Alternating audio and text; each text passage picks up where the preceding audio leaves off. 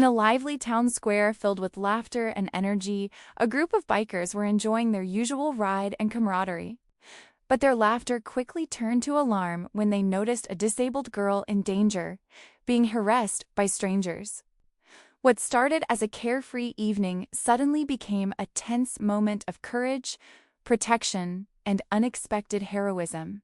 The Santa Monica Pier was alive with color, laughter, music, tourists snapping photos by the ocean. In the middle of all that joy stood a disabled girl, moving slowly, carefully, doing her best not to be a burden. That's when the voices came. Move, cripple. The words cut deeper than any kick.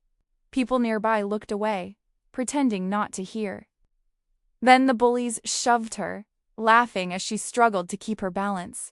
The pier, full of life just moments ago, suddenly felt cold. No one stepped in, no one spoke up. And for a few terrifying seconds, the world taught that girl a cruel lesson, that pain can exist even in the brightest places. The bullies didn't stop. One of them kicked her mobility aid aside like it was trash.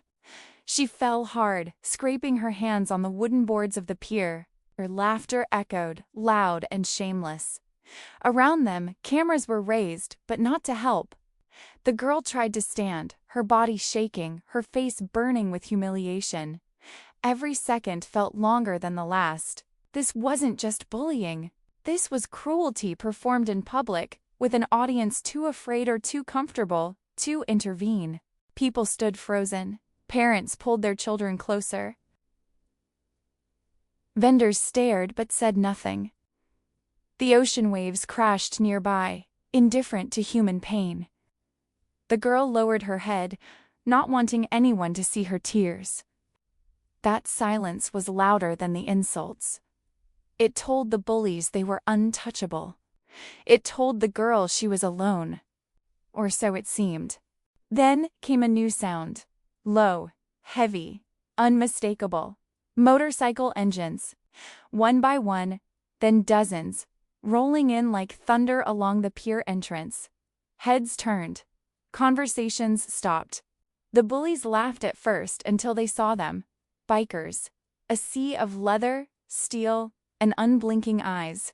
They didn't shout. They didn't rush. They simply surrounded the scene.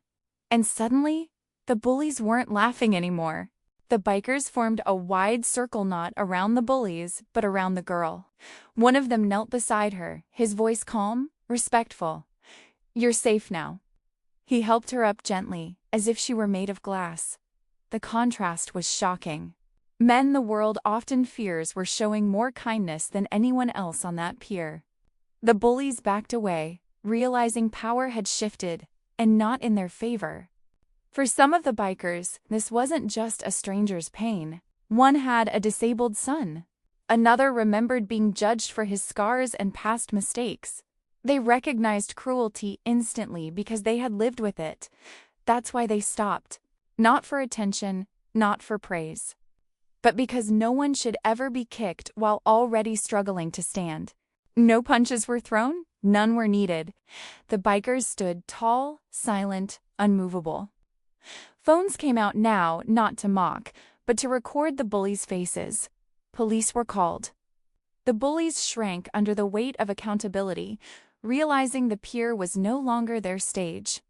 Real strength filled the air, and it was calm. The Ferris wheel creaked slowly above.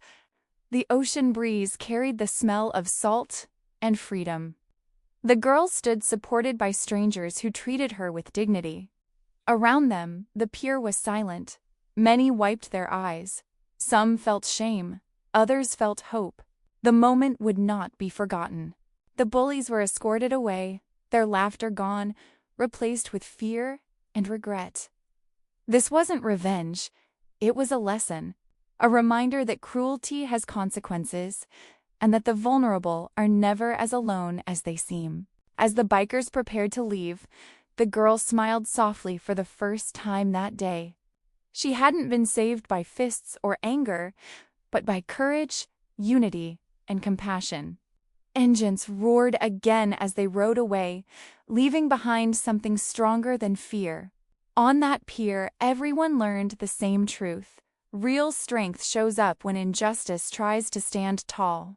That day, a group of bikers showed that true strength isn't just in speed or power. It's in protecting those who cannot protect themselves. If this story touched your heart, remember that courage and kindness can make all the difference. Stay tuned for more inspiring stories from Miracles of Kindness, and don't forget to subscribe.